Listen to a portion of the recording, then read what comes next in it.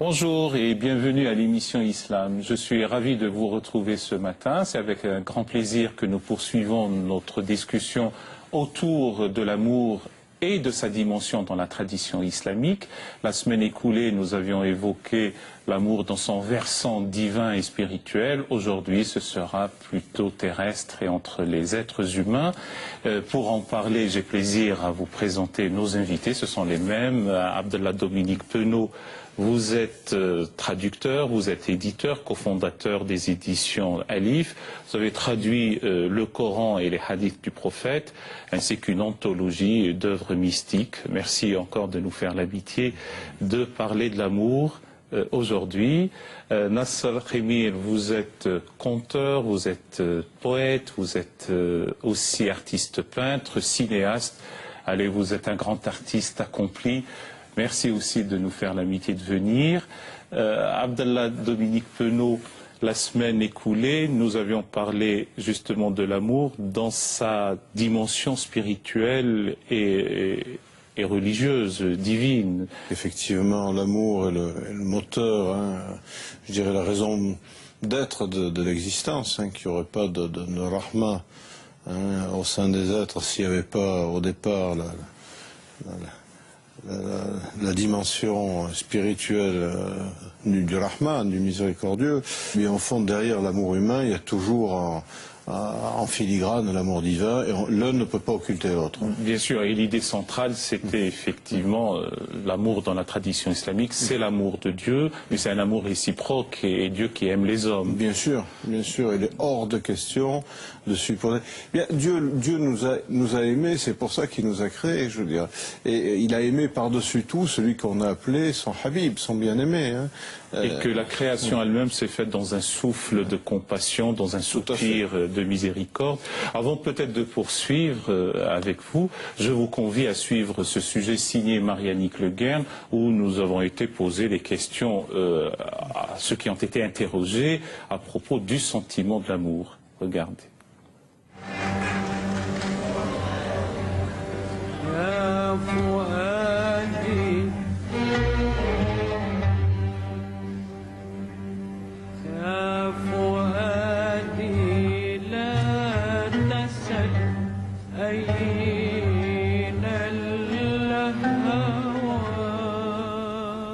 Ce qu'on pense de l'amour, c'est la meilleure chose dans la vie. C'est la meilleure chose de faire dans la vie, c'est l'amour.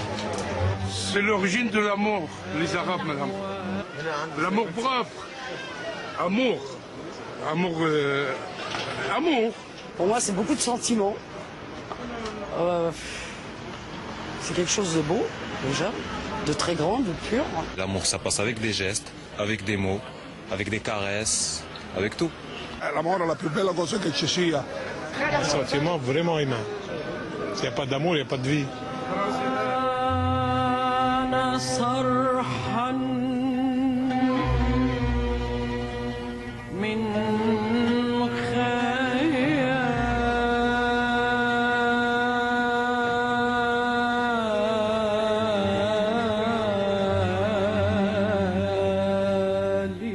L'amour, c'est très vague.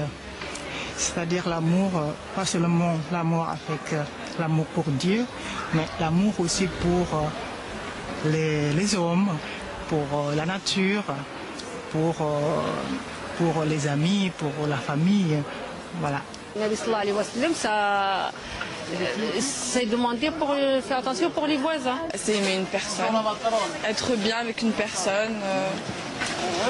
Voilà. L'amour dans l'islam, pour moi, c'est l'amour tout court. C'est pas l'idée qu'on a d'un islam paternaliste, macho. C'est l'amour et Dieu. Et l'amour, c'est la femme aussi. L'amour est une des sources d'inspiration fondamentale de la littérature arabo-musulmane. Poésie, contes, récits, l'imaginaire du monde musulman est hanté par l'amour. Des contes des Mille et une nuits au recueil poétique de Hafiz, en passant par les chansons Kalsoum, l'amour est célébré sous toutes ses formes.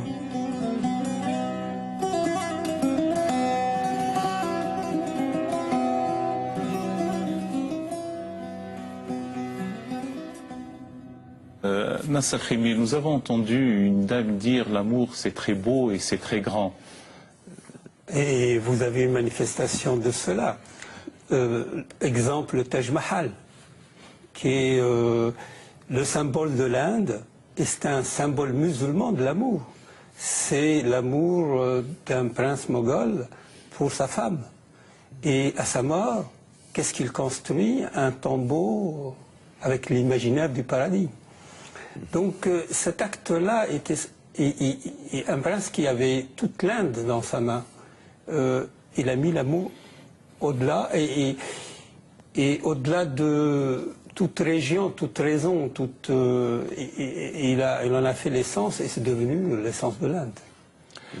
Abdallah Dominique Penaud, pour arrimer notre discussion avec celle de la semaine écoulée, le prophète de l'islam était en quelque sorte une jonction entre l'amour divin et l'amour humain, tout à fait. Notamment dans son entourage familial. Tout à fait, notamment dans son entourage familial. Et puis il y a quelque chose quand même d'absolument extraordinaire. Il y a un hadith qui est absolument étonnant quand on réfléchit à sa portée. C'est Saïda Aïcha, donc son épouse préférée, qui nous dit كان القرآن ينزل والنبي في حجره. Le Coran lui était révélé alors que le prophète était dans mon giron. C'est-à-dire que le prophète était dans l'intimité de ses épouses et c'était un des moments où il recevait la révélation. C'est-à-dire que, contrairement à la plupart des êtres qui s'oublient complètement dans une femme, etc., pour le prophète, le fait d'être dans l'intimité de ses épouses n'empêchait pas d'être dans l'intimité du divin. Alors ça, évidemment, c'est pas donné à tout le monde, j'imagine, puisque d'abord c'était le prophète et pas n'importe lequel, c'est le prince des prophètes. Mais tout ça pour dire que lui n'a pas fait cette séparation entre amour divin d'un côté et amour profane de l'autre. Non, il y avait une espèce de fusion qui était due certainement à sa personnalité exceptionnelle. Je ne pense pas que tout le monde soit à même de la faire ou de la vivre, mais en tout cas chez lui, il manifeste qu'il n'y a pas de séparation et que l'un conduit à l'autre et vice-versa. L'amour de Dieu conduit à l'amour des créatures conduit à l'amour de Dieu, et c'est inséparable chez le prophète. Nasser Khemil, vous avez évoqué à juste raison le Taj Mahal, mais l'univers islamique, l'imaginaire islamique est constellé de points à propos de l'amour qui scintillent si fort et aussi dans la vie concrète de tous les jours. Naturellement. Dans tous les cas, ce qui est une richesse mais un problème dans cette culture, c'est que le temps ne s'écoule pas de la même manière. Je vous donne un exemple. On a vu Kulsoum chanter. Mais il y a d'autres chants que si on demande, mais ce chant-là, il date de quand? Et certains vous diront, mais il date du début du siècle. Et en fait, le chant date du 9e siècle, du 11e siècle. Et c'est la même chanson qui est encore chantée, et les gens ne se rendent pas compte de cette distance du temps, de cette épaisseur du temps. Le temps ne s'écoule pas de la même manière. Donc il y a à la fois une absence, une présence. Et déjà, on est dans le thème de l'amour. Le temps s'écoule dans cette culture et favorise cette présence de l'amour par sa nature même. Il n'est pas une accumulation, il est une adhésion. Et on est aujourd'hui, et notre cœur adhère au XIe siècle, par exemple, à Ibn Hazm, avec le collier de la colombe. Moi, enfant, à l'âge de 13 ans, au lycée, je découvre le collier de la colombe du fameux écrivain Ibn Hazm l'Andalou. Il l'a écrit au XIe siècle. Ce texte me parle tel qu'aucun texte dans mon environnement direct à Tunis m'a révélé le sentiment amoureux. Donc à distance de 10 siècles, à distance de 10 siècles, ce texte m'émeut comme s'il était écrit pour moi. Abdallah Dominique Penaud, et sa dimension charnelle, pour ce qui concerne les ébats physiques et amoureux, il n'y a aucune pudibonderie affectée comme nous pourrions constater maintenant, alors que les références scripturaires chez les théologiens en parlent avec la simplicité, selon qu'il ne doit pas y avoir de pudeur en religion, sur ce point-là. Alors, j'étais très surpris quand je me suis converti, je me suis retrouvé dans une école, dans un coup de table, n'est-ce pas, à apprendre le Coran avec des enfants qui avaient entre 7 et 12 ans. Et alors quand on abordait, vous savez qu'il y a les questions de lavage rituel, de Russell, quand on a eu des rapports conjugaux, on est obligé de prendre une douche, etc. C'était abordé très simplement. Et j'ai été étonné finalement de voir que dans la civilisation arabo-musulmane, et là je dis arabo-musulmane puisque c'était un milieu arabe, on pouvait aborder finalement tous les thèmes avec beaucoup de tranquillité, sans que ce soit ni matière à plaisanterie grivoise, mais sans pour autant masquer les choses telles qu'elles devaient être abordées avec la plus grande simplicité. Bien entendu, et de toute façon, le sentiment amoureux, l'inclination que doivent avoir les hommes et les femmes, c'est aussi pour l'environnement, pour la nature, pour les splendeurs de la création. Dans Sarkhemil. C'est, au fait, en termes poétiques, c'est certainement le thème le plus traité dans la culture arabe. C'est-à-dire, et tous les poètes, de toutes sortes. Et d'ailleurs, ce qui est intéressant, c'est de voir que le laboratoire poétique, je dirais charnel, a aussi été la source pour l'amour divin, et vice-versa. C'est-à-dire qu'il y a un passage poétique réel dans la poésie entre la mystique et l'amour d'une femme. Et d'ailleurs, les grands mystiques mettent la femme comme étant un des miroirs de cet amour divin. Un des miroirs, et naturellement, quelqu'un comme Ibn Arabi le privilégie à tel point que dit ça nous amène une connaissance de cette nature superbe et supérieure. Bien, dans la tradition, dans la littérature, dans l'univers poétique et dans l'inconscient et l'imaginaire islamique, même par la suite arabo-islamique, c'est la figure de Majnoun, Majnoun Layla. Je vous convie, ainsi que nos chers amis téléspectateurs, à suivre justement ce sujet signé toujours Marianne Leguerne, consacré à Majnoun.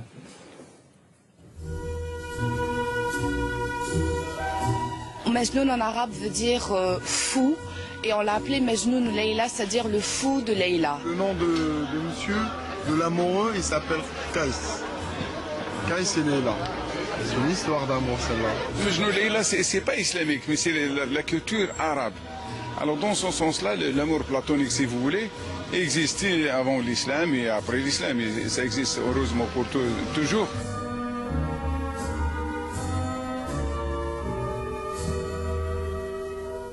Il aimait sa propre cuisine. Son père ne voulait pas.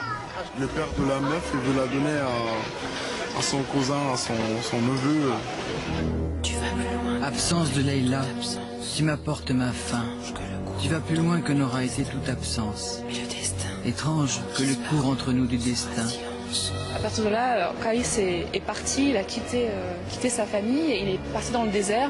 Il est mort d'amour et de chagrin, lui. Et elle aussi, je pense. C'est comme Roméo et Juliette.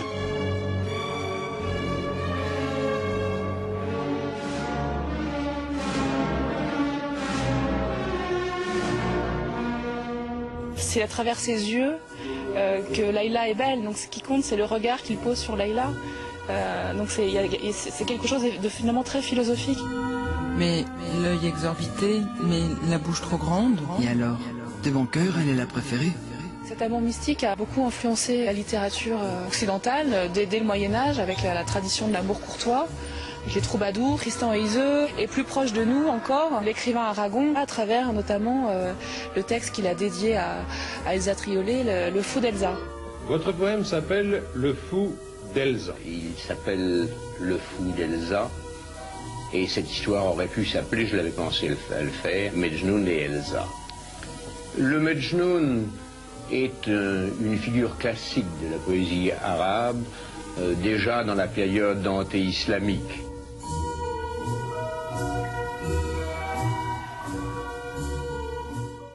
Abdallah Dominique Penaud, vous-même avez dit dimanche dernier que l'amour courtois a des filiations et une parenté avec l'amour audri, l'amour platonique arabe et par-delà dans le monde islamique. Bien, il a une parenté et il a aussi une parenté, comme on a dit, avec cet amour divin. Moi, il y a quelque chose il y a un épisode qui me revient en tête, c'est le grand cheikh Abou Hassan al-Chazili qui se retrouve avec deux personnages qui sont en train de parler justement de Majnoun et Leïla, et il y en a un qui cite un épisode où Majnoun est tombé amoureux fou d'un chien parce qu'il l'avait vu dans le quartier de Leïla. Et quand Abou Hassan al-Chazili entend cette anecdote, il dit, mais écoutez, répétez-la moi, et il va leur donner un ikram, enfin leur donner un don, parce qu'il est très content d'avoir entendu cette histoire, et il va répéter lui-même tout au long de son voyage que le chien était aimable parce qu'il avait été vu dans le quartier de Leïla. Et ça, c'est quand même quelque chose qui va revenir. On le retrouve effectivement un petit peu dans l'amour courtois, cette espèce d'extinction finalement de l'amant dans sa bien-aimée. Bon, on le retrouvera un peu dans la légende du Graal, on le retrouvera dans beaucoup de contes moyenâgeux. Alors dans quelle mesure ils ont été influencés par l'islam, je ne suis pas historien et je ne suis pas littérateur non plus, mais il est clair qu'il y a eu vraiment, par le biais de l'Andalousie, cette idée qui est passée de l'amoureux transi qui veut absolument retrouver sa bien-aimée partout et qui est prêt à sacrifier finalement jusqu'à sa vie pour arriver à ses fins, quoi. Et Nasr Émir, toute l'œuvre artistique dans ses dimensions de danse, de chant, de musique et de poésie ont célébré l'amour, et aussi dans l'œuvre littéraire, les belles lettres, les beaux-arts et les mille et une nuits notamment ont rendu hommage à l'amour. Il y a des grands textes dans la culture arabe, des grands écrivains, des grands poètes. Mais s'il y a un texte qui traduit bien le côté palpitant, le côté vivant, le côté charnel de cette culture, c'est bien les mille et une nuits. Et dans ce rapport-là, on voit les gens vivre comme si on assistait, qu'on était présent. Et à long terme, on a un récit fleuve qui ouvre sur toutes les traditions. Il n'est pas que la tradition arabo-musulmane, il y a d'autres traditions qui ont alimenté les mille et une nuits. Et le thème essentiel, c'est à la fois la féminité et l'amour. Les grands sujets des mille et une nuits, c'est le roman d'amour. Il y a naturellement les voyages, il y a Sinbad, il y a autre chose, mais les romans d'amour, et là on découvre comment les Arabes aimaient, comment ils imaginaient. Il y a aussi, pour mieux comprendre ce texte, pour vraiment pénétrer dans l'épaisseur d'une civilisation. Quoique le mille et une nuits, ça dépasse le cadre strictement arabe, mais ça reste dans l'univers islamique. C'est le résultat qui nous est arrivé en puisant dans des sources aussi bien indiennes, persanes et même chinoises. Et la forme qui nous est arrivée est vraiment arabe. Dans le sens, voilà une façon... Quelle était l'expression arabe? Voilà. Et avec naturellement 1200 poèmes dans le texte, et des poèmes de poètes connus qui, une fois insérés dans le texte des mille et une nuits, ils deviennent anonymes. Parce que là, c'est une culture qui s'exprime. Et ce qui est intéressant, au fait, dans ce texte, on peut apprendre comment les gens vivaient, et on peut alimenter ce texte avec d'autres textes, pour mieux le voir, comme le Mouachab, qui donne le code des raffinés, parce que ce n'est pas n'importe quel amour. Il y a une façon d'offrir un fruit, quel fruit, avec quel poème il faut l'accompagner. Il y a une façon d'offrir quelque chose, de le parfumer. Le parfum est une signature de l'amant, etc. Il y a tout un ensemble de choses qui sont nécessaires à l'amour et qui donnent un degré de raffinement de cette société absolument étonnant. En fait, l'amour est une sorte de révélateur qui affine les âmes et affine les comportements, affine les êtres. Sans amour, on retombe dans une grossièreté presque triviale.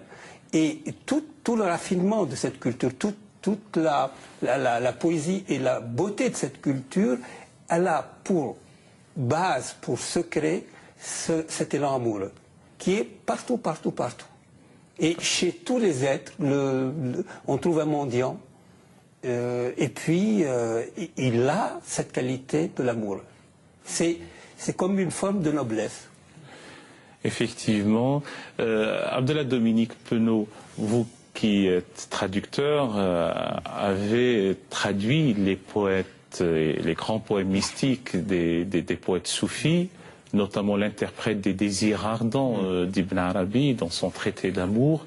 Alors, quel sentiment avez-vous vous-même perçu et est-ce que vous pouvez nous parler de ces grands poètes que vous avez traduits?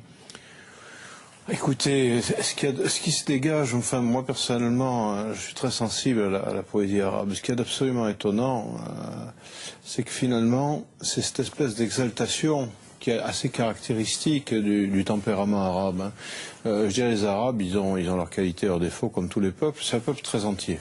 Donc quand ils se donnent totalement, et quand ils aiment totalement, et ça confine finalement à une espèce de mort. D'ailleurs on dit que l'amour est une petite mort, on le dit même en Occident, mais on le sent très très fort chez les Arabes. Quoi. Quand ils sont amoureux, ce sont des morts en puissance. Et évidemment, ça aussi, ça permet de créer ce lien immédiat entre l'amour spirituel et l'amour charnel, parce que finalement, qu'est-ce qui est recherché dans l'amour spirituel? C'est la mort.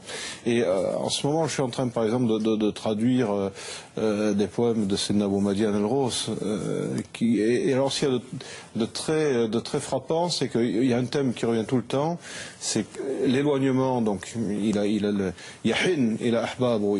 cherche à retrouver ses bien-aimés, puis dès qu'ils sont là, à ce moment-là, à nouveau, ils disparaissent, et finalement, c'est une course-poursuite permanente. Il veut les retrouver. Quand ils sont là, ils s'éloignent. Quand ils reviennent, il est content, mais ça ne dure pas. Et le but de tout ça, finalement, c'est d'arriver à une espèce de fusion telle qu'ils ne puissent plus s'en séparer.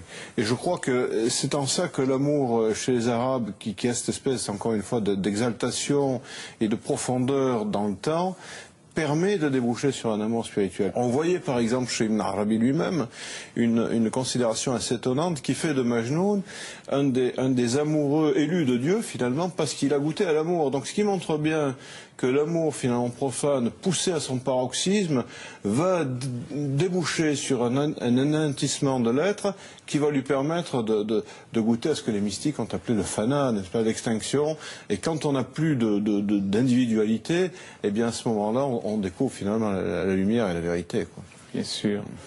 Nous disions là à l'instant que l'art est au service de l'amour, dans ses versions à la fois de chant, de danse, et aussi de nos jours, le cinéma. Vous qui êtes cinéaste, comment exprimez-vous J'ai essayé avec le collier de la colombe, au fait, le collier perdu de la colombe.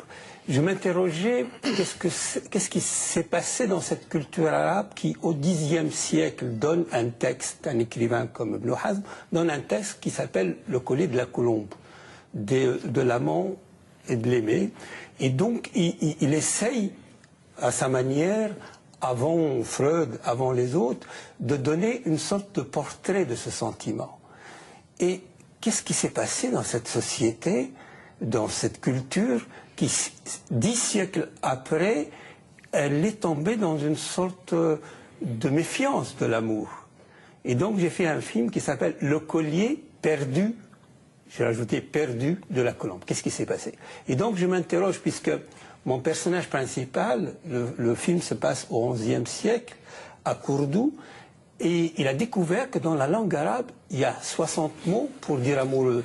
Vous savez, les vérités des peuples, elles, au-delà de ce qu'on peut raconter, elles se traduisent dans les langues. La langue sont les fossiles de l'âme, de la pensée, des attitudes. C'est le territoire, vous avez dit. Et c'est le pays, le vrai pays, c'est le territoire.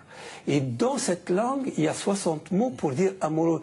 Qu'est-ce qui a fait que les Arabes ont cherché à trouver 60 mots, pas l'amour filial, non, mots, c'est un mot, ishq, hawa, hani, hub. Je donnerai un exemple, par exemple, hani tout à l'heure, pour donner la profondeur, parce que un mot, on peut, un paragraphe, parfois une page, comme hub, et tout le monde connaît hub, mais très peu connaissent le vrai sens de hub dans la langue. Et donc... Oui, mais si vous pouviez le dire, c'est très bien, enfin l'un ou l'autre. Je vous donne... hub, c'est vraiment long, mais je vous le lis. C'est l'agitation de l'anneau pendu à l'oreille qui surprend les secrets d'amour. C'est aussi le tréfonds du cœur, habba. c'est aussi la jarre pleine à ras-bord comme le cœur de l'amant, tellement rempli de son amour qu'il ne pourrait rien contenir d'autre sans déborder. Et donc, mon personnage, il découvre qu'il y a 60 mots pour dire amoureux, il va les chercher. Et tout le film est une sorte de voyage dans l'Andalousie à la quête de ces noms d'amour. Qu'est-ce qui s'est passé dans nos sociétés pour que cette chose qui était au cœur et qui était une forme de noblesse, quelqu'un qui aime était quelqu'un qui est raffiné, qui a atteint un degré, et déjà sur une forme de degré d'initiation. Il est un peu plus élevé que l'être, je dirais, naturel. Et qu'est-ce qui s'est passé? Et c'est toute l'interrogation que je mène dans le film Le collier perdu de la colombe. Bien, peut-être qu'avec vous, Abdallah Dominique Penaud, en réalité, la relation à Dieu, l'élévation spirituelle, et pour rester dans ce cadre de foi, ça n'implique pas une amputation, une mutilation de la dimension terrestre, humaine. Aimer Dieu, c'est encore une fois aimer les autres. Il n'y a pas à se retenir. C'est bien évident. Mais d'ailleurs, on voit très bien quand on a affaire à des maîtres spirituels authentiques. Bon, pour peu, je n'avais pas rencontré des centaines, mais enfin, tous ceux que j'ai rencontrés étaient à peu près sur le même modèle. Ce sont des gens excessivement simples, excessivement chaleureux, au service des gens. Ils incarnent vraiment ce modèle qui était le modèle prophétique, finalement, qui se souciait de tous les membres de sa communauté, à tel point qu'il disait, si l'un d'entre vous était piqué ne serait-ce que par un buisson, eh bien moi je ressentirais la piqûre. Donc c'est pas du tout un prophète, n'est-ce pas, qui est détaché de sa communauté, qui vient délivrer un message et qui n'a rien à voir avec ses ouailles. C'est quelqu'un qui est au cœur de leurs problèmes, au cœur de leurs souffrances, et qui est prêt à les endosser si besoin est, pour essayer de les aider à supporter ce qu'ils ont supporté. Donc c'est pas du tout un amour détaché de son contexte humain, pas du tout. Ça c'est une vision complètement, je dirais presque monstrueuse. On ne peut pas parler de ceci sans parler de cela. Merci infiniment Abdallah Dominique Penaud. Je rappelle que vous êtes traducteur, éditeur, cofondateur des éditions Alif. Vous avez traduit à la fois le Coran et les hadiths du prophète, ainsi qu'une anthologie d'écrits mystiques. Merci à vous, Nasser Khemil. Vous êtes poète, vous êtes conteur, vous êtes artiste peintre et vous êtes aussi cinéaste. Merci de nous avoir charmés par votre propos sur l'amour. Mesdames et messieurs, merci de nous avoir suivis aussi fidèlement. Avant de vous quitter, je vous présente les ouvrages qui nous ont aidés à préparer cette émission et qui nous ont servi de base pour notre discussion. De vous toujours, Abdallah Penaud, L'entourage féminin du prophète, chez Entrelacs. Une femme soufie en islam, il n'y a pas qu'elle en réalité. Rabia al-Adawiya, justement, c'est la grande mystique, toujours aux éditions Entrelacs. Vous parlez d'Ibn Hazm l'Andalousie, Ibn Hazm l'Andalou, Les affinités de l'amour, Le collier de la colombe, Tawq al-Hamama, aux éditions Les Savoirs, et ça a été traduit par Léon Bercher, aux éditions, donc encore une fois, Le Savoir. Nous avions parlé de Majnoun, le fou de Leïla, le diwan de Majnoun, le recueil de Majnoun traduit intégralement de l'arabe, présenté et annoté toujours par André Miquel. Les calligraphies sont de Rani Alani, toujours chez Sinbad, Actes Sud. Et puis nous retrouvons vos films, vous, Nasser Khemil, Le collier perdu de la colombe. Donc votre héros est à la recherche des significations de l'amour. Baba Aziz, le prince qui a contemplé son âme, c'est un film mystique dédié au soufisme. Et puis, ces paroles d'islam, ce sont des textes présentés par vous, Nasser Khemil, chez Albin Michel, dans la collection Carnet de sagesse. La vérité ne peut être contenue dans un seul rêve, dites-vous. Mesdames et messieurs, excellente semaine, d'ores et déjà un bon dimanche. Vous retrouverez les deux émissions sur le site de France 2, après les www.france2.fr. Vous cliquez sur les chemins de la foi, c'est l'arborescence à suivre. Et à très bientôt sur France 2. Allahumma salli wa sallim wa barik ala